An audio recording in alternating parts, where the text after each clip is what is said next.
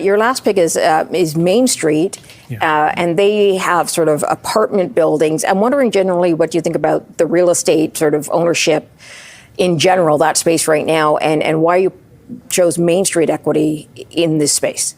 This is the only kind of real estate name that I own in client portfolios. Recently owned? Yeah, I own it today, would buy it today. I think it's just, again, this is an exceptional compounder. It's not a REIT, it's a corp, so they retain the cash flow they do. They compete in a very unique space where there's just not a lot of competition from larger operators.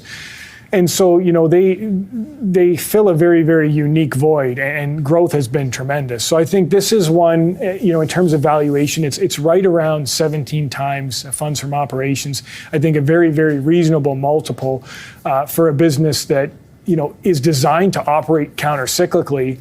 And there's massive fundamental demand for housing. But as interest rates come down, you know, housing affordability becomes strained. You know, it pushes more people into apartments. This is right into their playbook. And, you know, they've always operated counter-cyclically. Because they're not a REIT and they don't pay out the cash, they always have access to capital through debt, through CMHC, and then also internally to go out and do acquisitions in bad times in the market.